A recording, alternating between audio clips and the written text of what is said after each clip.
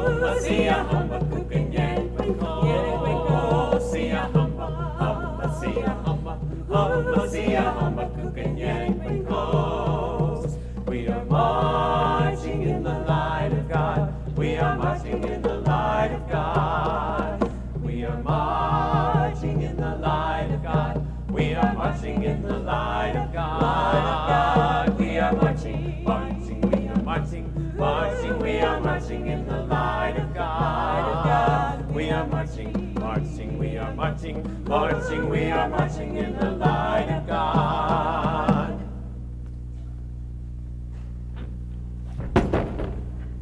Risk.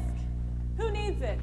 If you do it right, life is risk-free. Fat-free. Cholesterol-free. Sugar-free. Nuclear-free. Debt-free. Auto Liability insurance. Health insurance. You're in Right good to hands life. with Allstate. Get med. Automatic Hey, leave the locks. driving to us. Aren't you glad Get you're these in the style? Political correctness. Pursuit Buy of one, happiness. get one free. Smokers' Smokers' rights. rights. Non-smokers' Non-smokers' rights. rights. Women's rights. Children's rights. Children's rights. Last rights.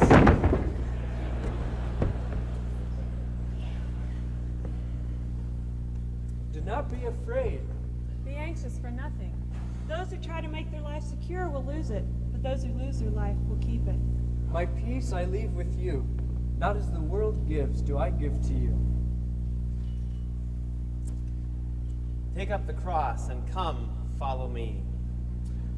Caminamos en la luz de Dios. Caminamos en la luz de Dios. Caminamos en la luz de Dios. Caminamos en la luz de Dios. Caminamos, caminamos, caminamos, caminamos en la luz de Dios. Caminamos, caminamos, caminamos, caminamos en la luz de Dios. It's been a long time, 286 years, but in a lot of ways, nothing's changed. The group of young Anabaptists from Schwarzenau who dunked themselves illegally in this river back in 1708 are still at it, still stirring things up, still trying to live according to how they understand the gospel of Jesus Christ, regardless of whether the rest of society approves. It happens often. When the culture says fight, the brethren practice peacemaking. When the culture says get all you can, the brethren share with those in need. When the culture says do things the modern way, the brethren say simple is best. Case in point, Nickerson, Kansas. I'm not by any means convinced that the fact that we drive a buggy part of the time is going to save the world from petroleum abuse or anything, but for us, it's a meaningful step, and I like doing that. I like driving the horse. I think there's a very legitimate place, for instance, in modern agriculture and in modern transportation for horses. Jim Huskins uses horses for both. As a pastor at the Salem congregation, he allows Charm to carry him to many of his pastoral visits. And as a part-time farmer, he much prefers riding along with Flat and Scruggs through the alfalfa fields. No reliance on expensive technology. Jim and his wife Beverly decided to keep their life simple, choosing the best from the past, regardless of how that may appear to others. We came through our own study to the conviction that for us, Christian nonconformity, or Paul's admonition to not be conformed to the world, should take some visible symbols or some visible directions. Not that technology by itself is bad. Yes, that's a laptop computer stashed under the buggy seat.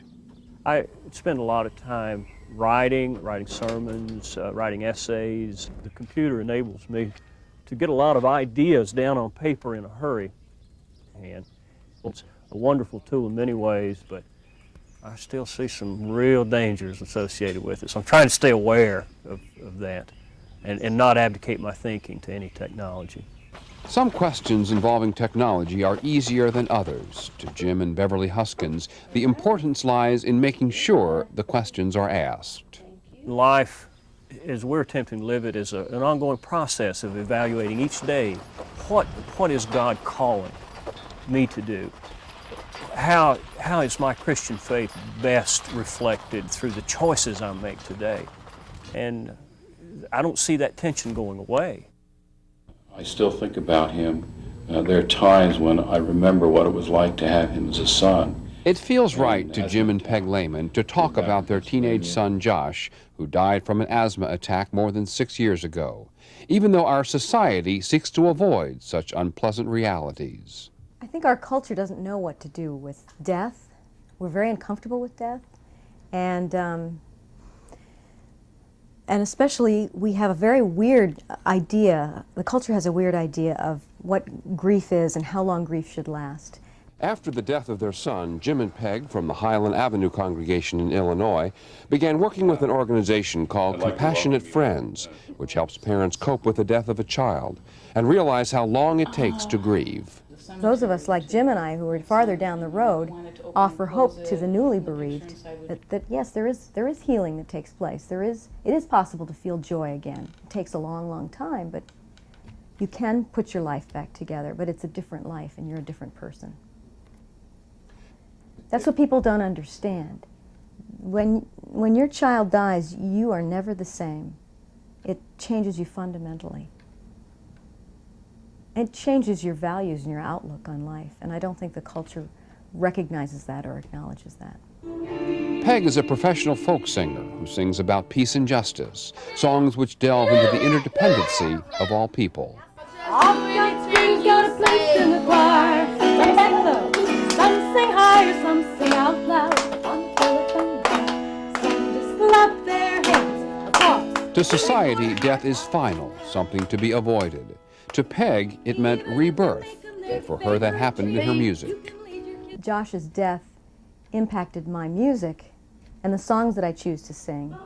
There's more of a focus, I guess, in terms of the songs I sing, what I'm trying to communicate to people, the values I'm trying to impart, the way in which I want to touch people. Those who understand death as bringing new life find they can grieve over the loss of someone, but then celebrate that person's life. Doing so brought Peg closer to God. I mean, after all, God was a bereaved parent. Mary was a bereaved mother. It made me, I don't know, it made me identify more with Jesus. If there was ever anyone who, according to our culture, should be doing something else with his life, it's Steve Kinzie. He's an accomplished musician, has a master's degree in classics from American University in Beirut, and many would say ought not be slinging trash bags every day. I think that we're put here for more important reasons than to make money. What interested me a lot was trying to be a creative person, trying to express what I felt, especially about issues of peace, issues of relationships, finding ways that would express those kinds of things creatively. Working as a custodian at a Eugene, Oregon elementary school allows Steve to do that. He's organized a conflict management procedure for students at his school through which designated and trained conflict managers help students settle their own disputes. Creating people who are able to deal with conflicts in new ways, in different ways, so that we don't have just a repetition of people willing to sign up and go to wars. And the conflict management is just a tiny piece of that. Let's be friends, though we're different from each other. Let's be friends, that's how we were meant to be. Steve doesn't hesitate to share his beliefs about peacemaking with students, not only in the classroom and on the playground, but also in the wider world.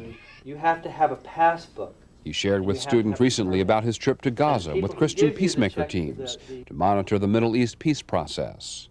He was able to share with students some of the plight of the Palestinians who are struggling in the lands occupied by Israel. I feel very lucky to be someplace where they're open to people who have other skills, bring those skills to bear, who ordinarily wouldn't be, acting in this role at a school.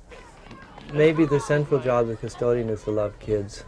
One of my big jobs is just liking kids and creating an atmosphere that's fun.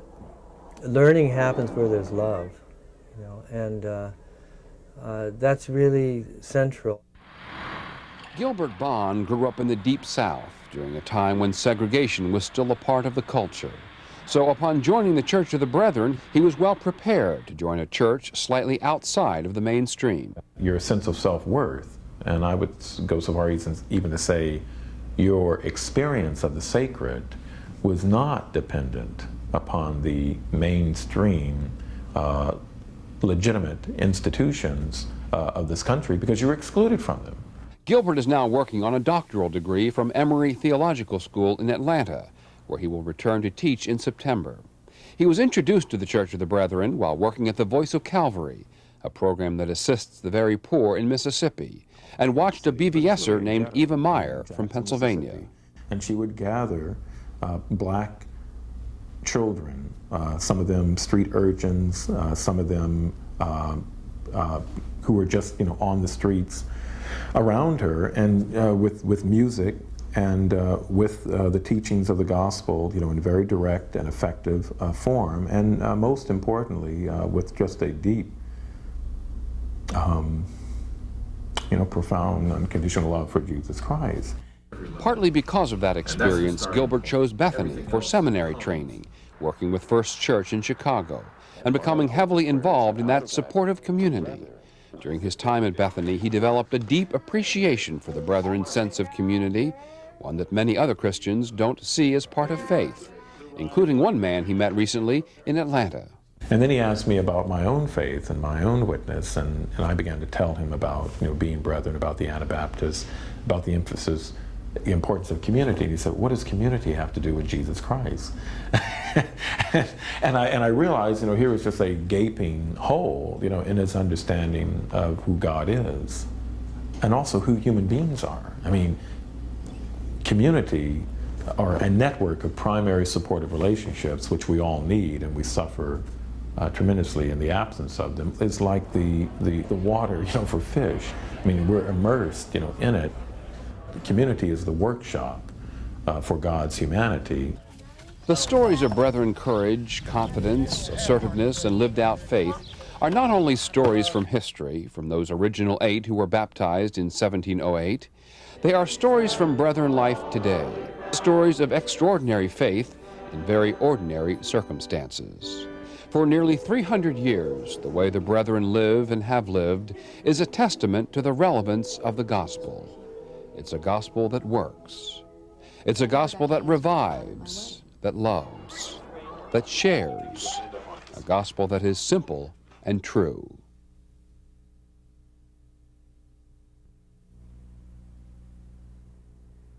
We are marching in the light of God. We are marching in the light of God. We are marching in the light of God.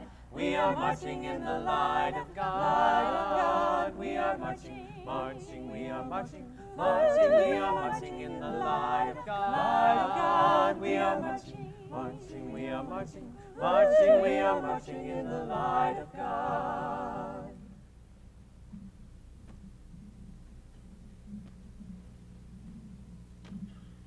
This is what I like about NYC. Out in the sun, having a good time. Did you hear that we're going to build a house here this week? It's part of the global food crisis response and somehow related to the local habitat group.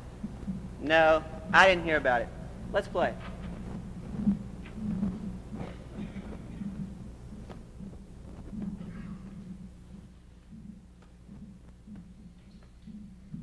You know, getting in on building that house would be a great idea. I'd like to help a needy family like that. Very admirable. Let's play.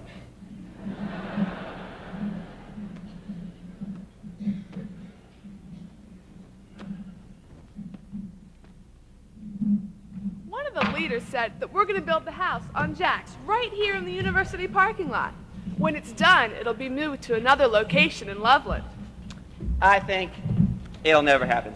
Let's play.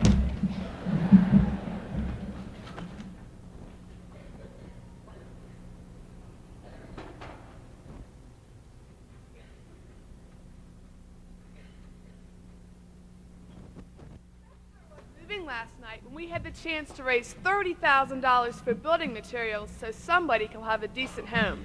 Did you make a gift, Jonathan? I'm spending my bucks on Colorado State t-shirts at the bookstore. Come on, let's play.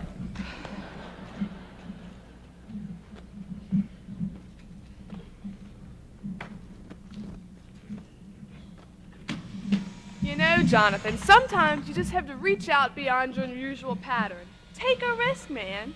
Just think of all the satisfaction you would feel if you helped with something really important. You sure get your satisfaction in funny ways. Let's play.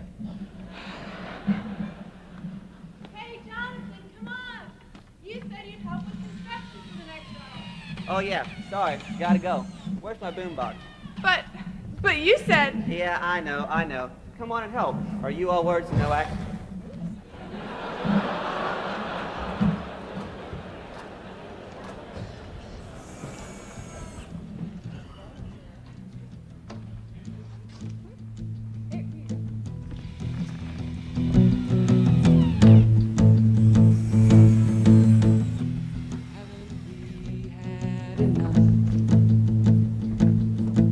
Playing safe like frightened children, brainwashed into buying stuff, spending all our time,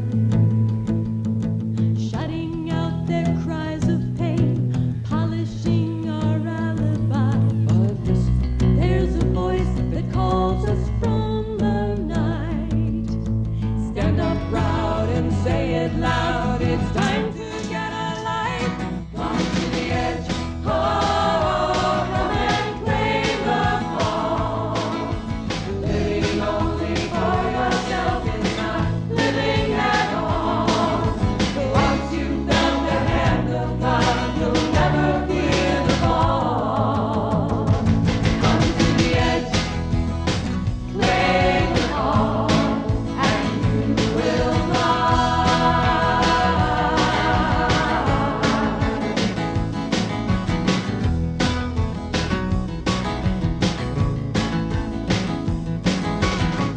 It's dangerous, we know it's true.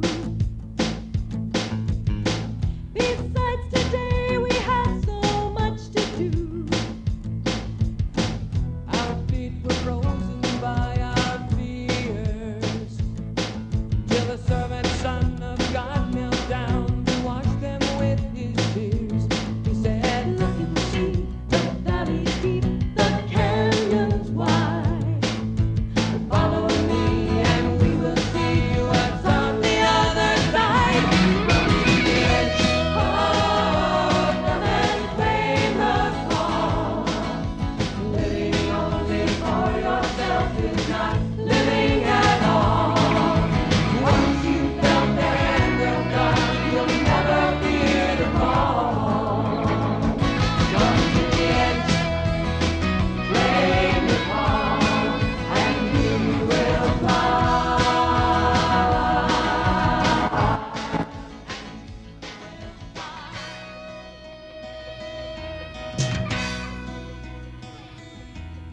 Old has passed away, the new has come. Old has passed away, the new has come. Old has passed away, the new has come. Old has passed away.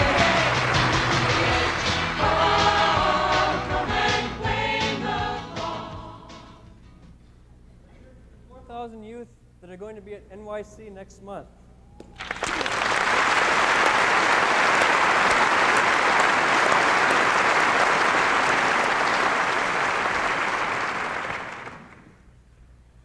By the waters of Babylon, where we sat down, and there we wept when we remembered Zion. By the waters of Babylon, where we sat down, and there we wept when we remembered Zion. For the wicked carried us away, captivity required from us a song. How can we sing a sacred song in a strange land? So let the words of our mouth and the meditations of our hearts be acceptable in thy sight, override. By the waters of Babylon, where we sat down, and there we wept when we remembered Zion. For the wicked carried us away, captivity required from us a song. How can we sing a sacred song in a strange land? So let the words of our mouth and the meditations of our heart be acceptable in thy sight, over I. So that the words of our mouth and the meditations of our heart be acceptable in thy sight, over I.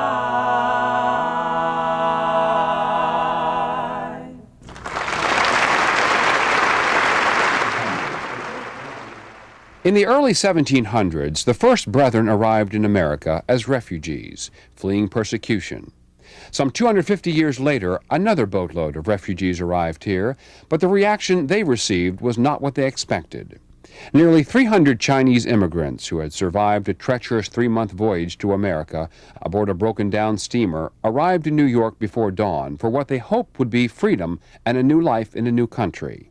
What they found instead was this: prison, eventual deportation hearings, and a government policy seemingly designed to discourage others from doing what they had done.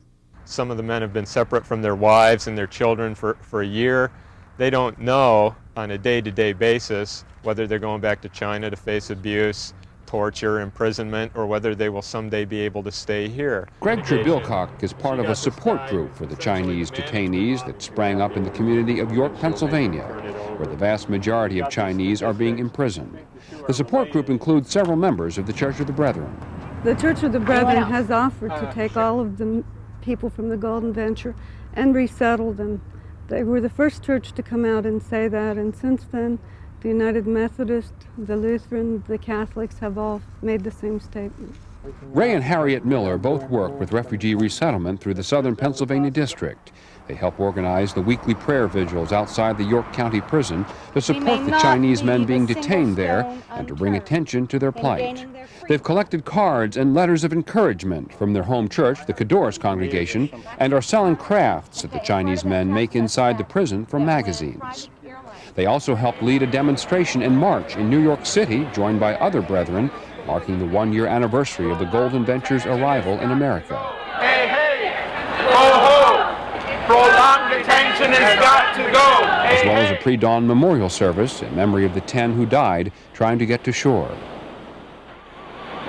What they want is to have those aboard the Golden Venture recognized as refugees by the U.S. government. This case is with the people that came on the boat to Golden Venture is being handled different than any other refugees have ever been handled. The National Security Council actually called up the judges' offices and said, expedite the hearings so we can have a deterrent effect on Chinese immigration. And all these people work for the president, the judges, the Board of Immigration Appeals, and the National Security Council. So it's been a stacked deck from day one. We know that the Church of the Brethren is behind this now, that they'll take these people just the same as we've taken other refugees and give them a chance to get a start. And we know that if they were sent back, many of them would be killed and would have to go through horrendous things. So we're hoping that they won't have to be sent back, of course. And while the government may view this as purely an immigration issue and even have the support of an American public tired of the influx of a steady stream of foreigners coming to America, the brethren involved see it as a case of justice, of caring for all of God's children, as part of the long brethren tradition of working to resettle refugees in obedience to Christ's teaching. God calls us to take care of the sojourners in our midst. And I think we're all God's children. We need to help each other, whoever we are. And Jesus also made mention of that in one of his first sermons, that we are to take care of the sojourner within the land, and we are to treat them as brothers and sisters. And that's what we're trying to accomplish. There are occasional victories in the struggle. 27 of the Chinese have received refugee status, but about 240 more remain in prison awaiting deportation. The futures they once held so much hope for, now very much in doubt. I first started out is pure lawyerly motivation. I saw a system of justice that I considered had been perverted, and I really didn't delve into my Christian beliefs as my primary motivation. By being associated with the popular effort, attending these vigils on a weekly basis, my eyes have been opened much more, where I personally feel now that the hand of God is involved in this, that that our daily actions are being directed in an important way by the Supreme Being.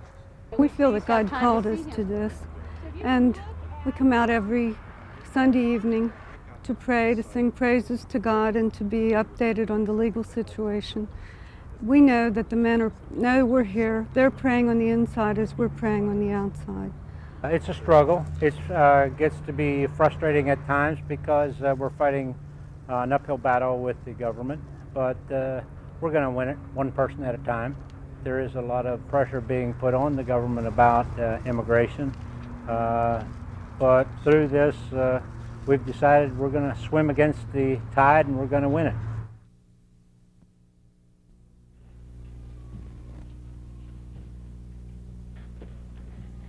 Two of the people from that video are right here with us, Ray and Harriet Miller. Ray, how did you and Harriet come into contact with these efforts? Harriet learned about a weekly prayer vigil being held at York County Prison. Since I'm the Southern Pennsylvania District Refugee Coordinator, she thought we ought to check it out. Upon learning of the plight of the Chinese detainees, and as Christians, we felt we needed to become involved and work for their freedom. I can imagine not everyone in your community understands and supports you in what you're doing. That's true, but many people do support us. Jesus taught that we should visit those in prison, that we should help those who are helpless. We feel we are doing what God wants us to do. What's the goal of the Golden Vision Vigil? It's simple. When the second anniversary of the boat landing in New York rolls around, to have all 250 Chinese detainees free.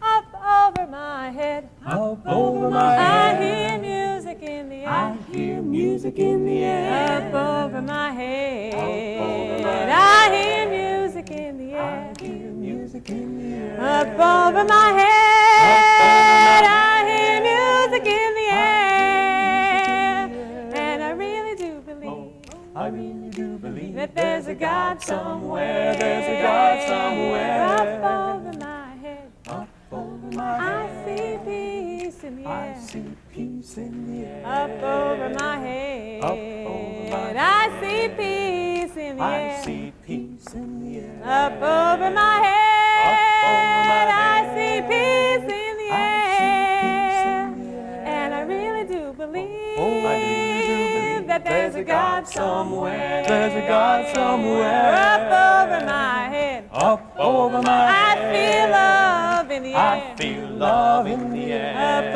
over my head, up over my head, I feel love in the air, I feel love in the air, up over my head, I feel love in the air, and I really do believe that there's a God somewhere, there's a God somewhere, up over my head, up over my head, I hear music in the I air, hear music in the up air, over my head, up over my head, I hear music in the I air, hear music in the air, up over my head, up over my I hear head, music in the I air, hear music in the air, and I really do believe, I really do believe that there's a God somewhere, there's a God somewhere.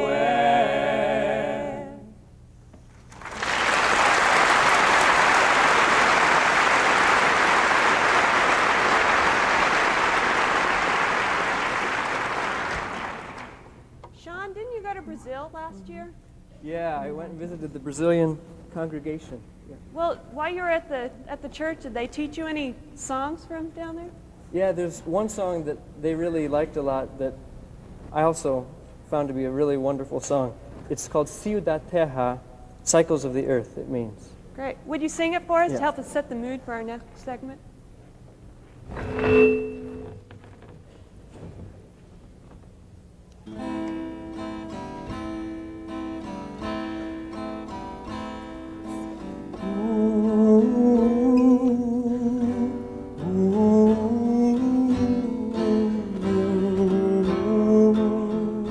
Ooh,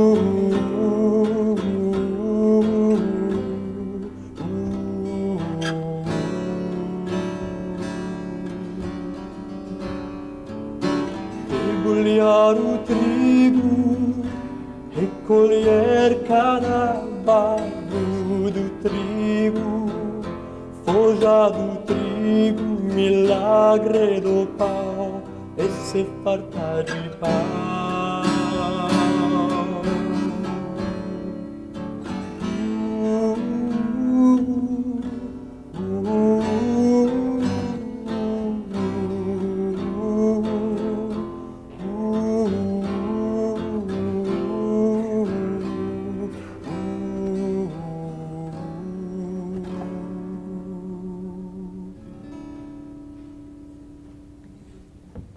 No one from the Brazil Church of the Brethren could come to annual conference this year, but Yvonne Dilling, staff person for Latin America and the Caribbean, knows the tension Brazilian brethren face from the moment of their baptism. Isn't it true that they commit themselves to pacifism when they join the church, Yvonne? Yes, part of the baptismal preparation is a candidate's struggle to come to terms with what it means to be a strong peace church in a country where military service is required. Those who refuse military service can get severe penalties and persecution. The resolve of the Brazilian brethren to be peacemakers has been tested at times. Some months ago, there was harassment. Windows of some homes were smashed. The pastor's house was robbed and his ID card was stolen. Some friends of the church began to cross the street to avoid talking to church members downtown. People have faced other kinds of harassment. Despite the persecution, the Brazilian brethren ask their baptismal candidates to promise they will not join the armed forces or take a job that requires the use of violence. Moreover, candidates for baptism stand before the congregation to share their faith story. In turn, any one of the members is free to ask questions. When the whole congregation is ready, they vote to accept the new candidate into their fellowship. In this rigorous process, there is no chance a person cannot know that joining the Church of the Brethren is a risk. They know that their faith will not always make them popular. They know that they have to take a stand for their faith, and they still do it. They do it for the joy of knowing God and loving God's people. We shall not give up the fight. We have only started. We have only started. We have only started. We shall not give up the fight. We have only started. We have only started. We have only started. Together we'll have victory. Hand holding hand. Hand holding hand. Hand holding hand. Together we'll have victory. Hand holding hand. Hand holding hand. Hand holding hand. Never ever put the flight. We're bound to win. We're bound to win. We are bound to win. Never ever put the flight. We're bound to win. We're bound to win. We are bound to win. We shall not give up the fight. We have only started. We have only started. We have only started. We shall not give up the fight. We have only started. We have only started. We have only started.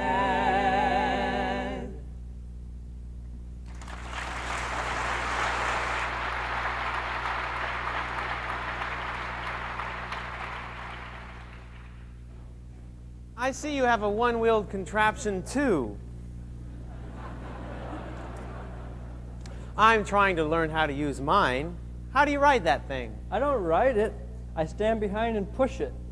Sometimes I push it 50 feet up in the air on a high wire. Right now I'm about to try crossing over Niagara Falls in it. Think I can make it? Oh, hey, I'm sure you can do it. Great. Get in and I'll push you across.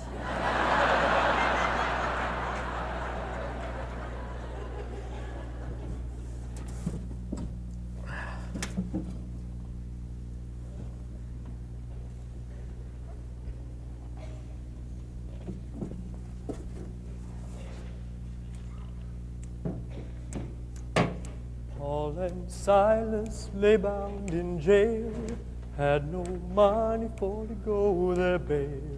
Keep your eyes eyes on the prize, hold on. Paul and Silas began to shout, jail doors open, and they walked out. Keep your eyes on the prize, hold on. Hold on, hold on. Keep your eyes on the prize, hold on. The only thing that we did wrong was staying in the wilderness too long. Keep your eyes on the prize, hold on, hold on. The only thing that we did right was when we started to fight.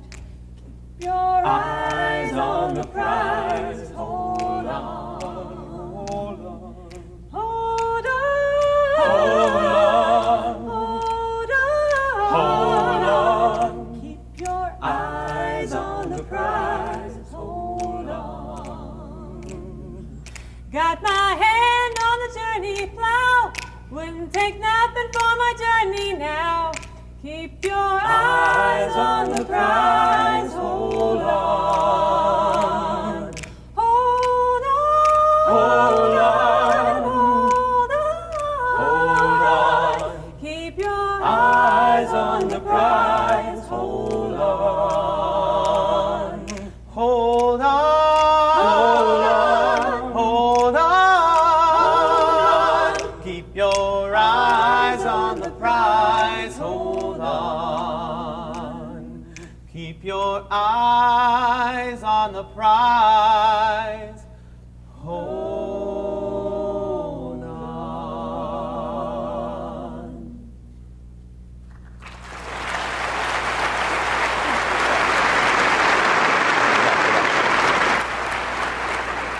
Hey, there's Troy Reimer.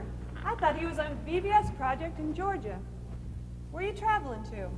I'm on a journey of hope to be specific. Want to come along? Well, I'm all for hope, but I need to learn more about this journey before committing myself. That's fair. Let me show you what Journey of Hope is all about.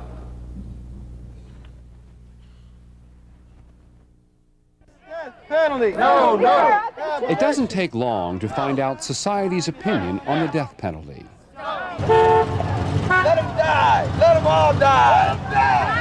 And all the strong emotions the issue brings. You know, it was when I was able... Where is the justice? Where is the justice? The taking of Paula Cooper's life is not going to give justice to my family.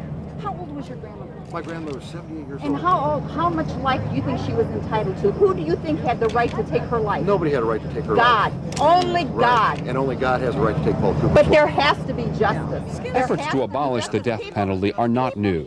Jesus spoke out against it to the crowd preparing to stone to death a woman caught in adultery. And our annual conference policy statements have long urged brethren to work for its abolition. But the Journey of Hope gives voice to a unique perspective, the voice of those who have lost family members to murder, who are turning their backs on the eye for an eye kind of vengeance that society expects them to be demanding. I wasn't Superwoman. I went through these things. I went through the anger. I went through the torture. I went through everything you're going through. Except I let go and let God. And when I gave it to God, I left it alone. And I believe in compassion, I believe in mercy, and I believe in forgiveness. Until we reach that point, we are a very brutal nation. Hate will destroy you, and it leaves no room for anything else in your heart. To me, healing came when I was able to say, to let go of the hate and try to find another way. The 1993 Journey of Hope was organized by Bob Gross, a member of the Manchester congregation and a national leader in the effort to abolish the death penalty, and by Laura Van Voorhis, at the time a Brethren volunteer service worker and now a student at Bethany Seminary. On the surface, it was a journey to some 20 Midwestern communities for a series of rallies, marches, and speaking engagements urging Christian forgiveness and an end to state-sanctioned killing.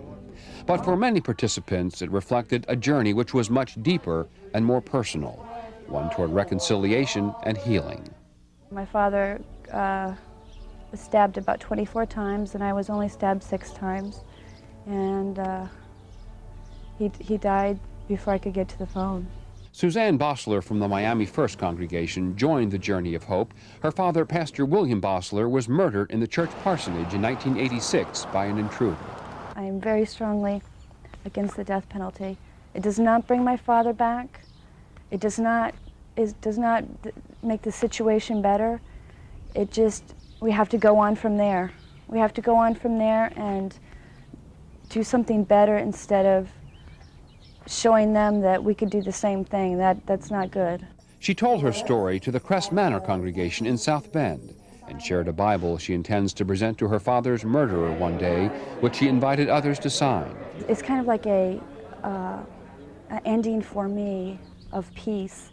Hopefully I could put forward something good for him instead of something bad. I want to see if I could do at least a little thing that might make me feel good. I don't know how it'll make him feel, if he'll accept it or not, but I want a peace within myself for forgiveness. We're going to grow. We're going to get to the place where we can Bill have Pelkey is the founder of Murder Victims Families for Reconciliation, the group that sponsored the Journey of Hope. We're not here to protest. We're here to celebrate, and to celebrate life, and to talk about the sanctity of life, and to spread seeds of love and compassion, forgiveness and reconciliation, to go from violence to healing. To those on the Journey of Hope, society's call for vengeance and retribution is neither healthy nor consistent with the call of Christ. They are the strongest possible witness. It's a privilege, really, to walk alongside them, to participate with them in something like this, because that's the question everybody says. If your mother were killed, and here they are standing up saying, my mother was killed, but I see that I don't want hate to take over my life. Instead, they talk of forgiveness, even for those who committed unspeakable acts against their loved ones. Not so much for what it does for the murderer, but what it does for them. Forgiving Paula Cooper did more for me than it did for her, and helping Paula Cooper did more for me than it did for Paula Cooper. And that's the way that forgiveness is. It's ironic and it doesn't seem to be the natural thing, and yet the Bible says that's what should be the natural thing. And when you follow the principles of the Bible, it's just amazing how beautiful and how well it works. For me to see a group of people who have experienced that much trauma reach out in reconciliation and love and compassion, it makes me feel like the least I can do is the same.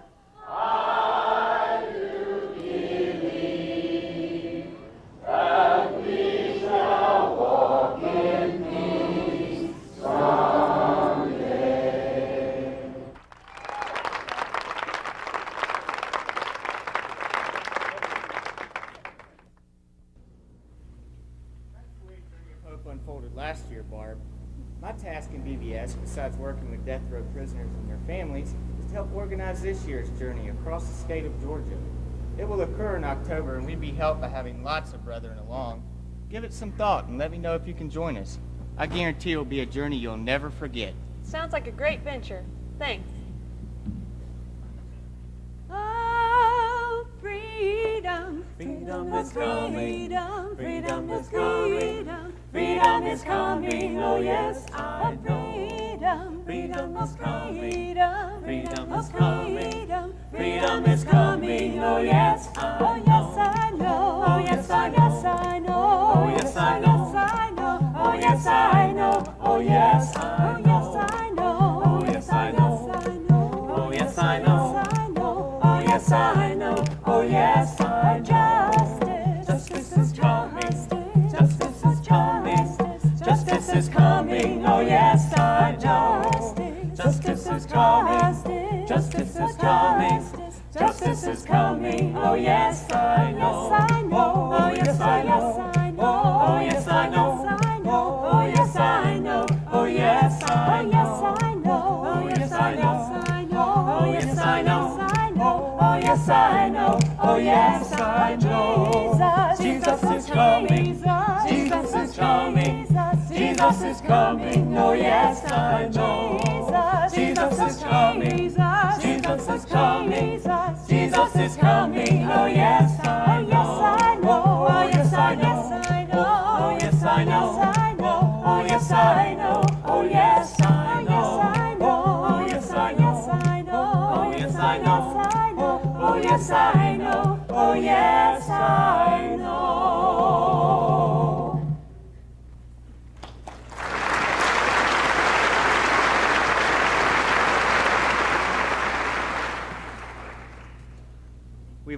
variety of journeys, pilgrimages, and marches in this hour, and mostly we've assumed that people have a choice as to whether they take off in pursuit of new ventures.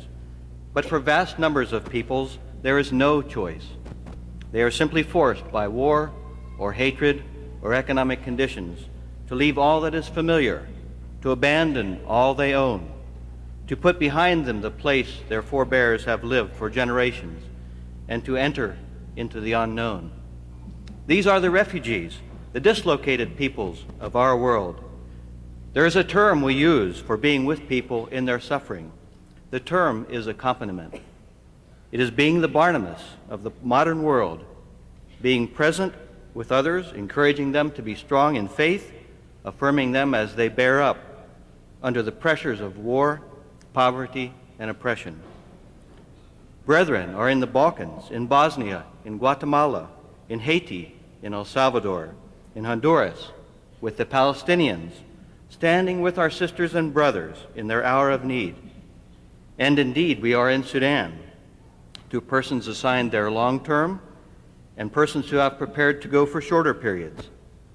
Phil and Louis Rieman are here to accompany us, encouraging us to accompany those who suffer, if not with our personal presence, with our prayers and our resources. Our team of 4 from the New Sudan Council of Churches had not even thought about how much it might mean to the people in Mundri of southern Sudan, not only to come to work with them, but that we had endured a bombing raid together.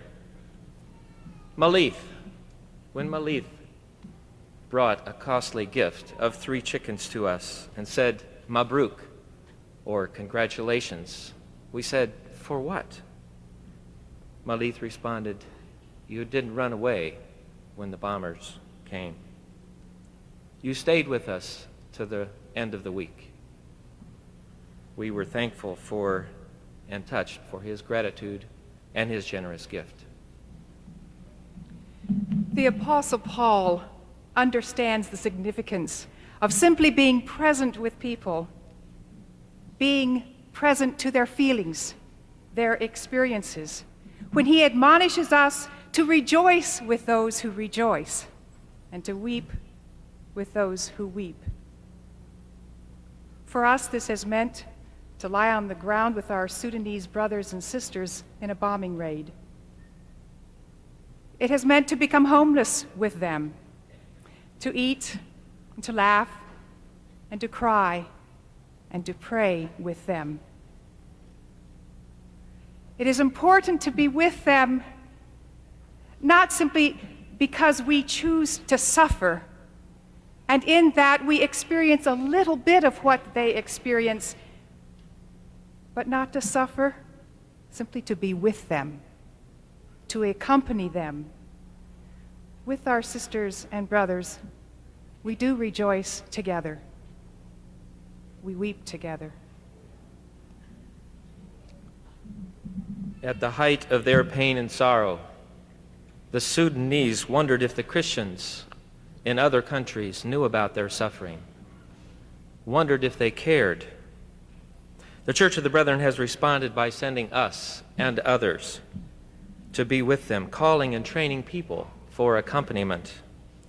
In time, we hope to place ourselves and others with the Sudanese in tense positions between conflicting groups who have made a peace agreement to hold all groups accountable. When we return to Africa, I will be coordinating the training of some of the Sudanese for this interpositioning. And then when a peace treaty is made, we will invite the Americans and the Europeans to join the Sudanese as an interpositioning team for further training. And then when the time comes, they will be able to go into the communities to be with the people, to support them and encourage them, and to monitor the peace. In furthering peacemaking in the grassroots, I will continue to meet with the people in Sudan insofar as possible, to think, to pray, to talk about, to work for peace. in Sudan, listening especially to the ideas of the women, the youth, and elders who are not always heard in their communities and churches. Our prayer is that all together we will accompany each other in spirit, so that we share in our times of celebration and in our times of sorrow and suffering, and that we do so in the name of the greatest accompanier of all, Jesus Christ, who said to his disciples as he was commissioning them to go forth, "Remember, I am with you always."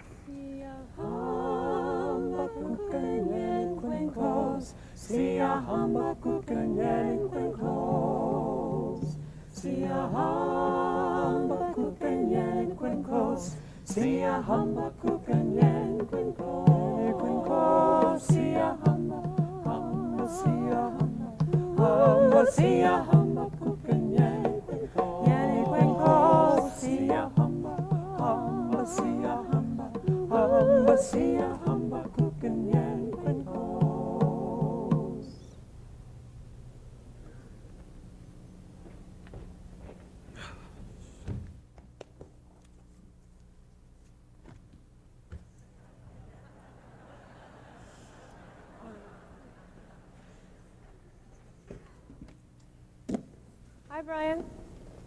What's wrong? Why are you selling your unicycle? I can't ride the thing. Who needs it? I keep falling down. Besides, all my friends have two-wheelers. It'd be great to have a bicycle that I could ride with my friends, and it'd be a lot safer. Wait a minute, Brian. If you think you can keep from falling just by selling your unicycle, you're wrong. You can't get out of life without a little pain. Yeah, and since you can't avoid pain, you may as well go for the thrills in life. I mean, if you want to love somebody, you have to take the risk that you may be rejected. And if you want to create something, you have to take the risk that nobody will like it. And if you want to live peaceably with people, you have to take the risk to offer the olive branch first. If you want the thrill of knowing God, you have to take the risk to follow. Come on, try it again. We'll coach you. Brian. I'll try. Oh, yes, we'll help you. Sit up straight. Get straight. Up. I'm fine. Okay. I'm fine. Okay. Yeah. Okay. Yay!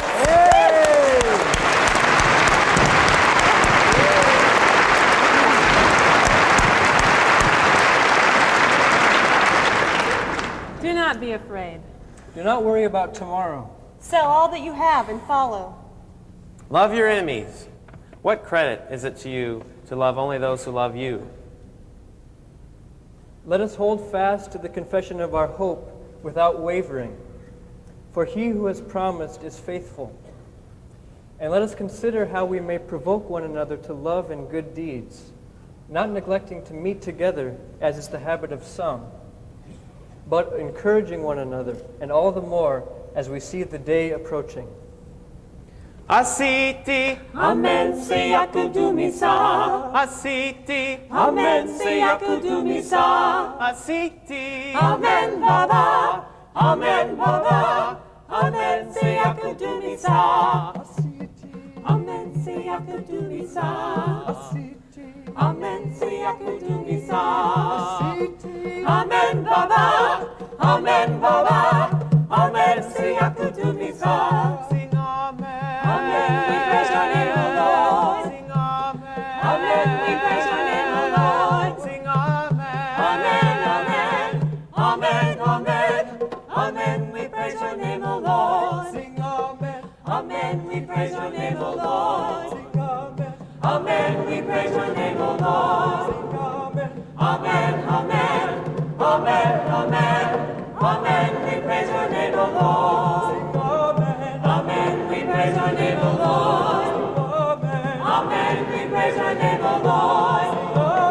Amen, amen, amen, amen, amen. We praise your name, O Lord. Amen, we are to do this.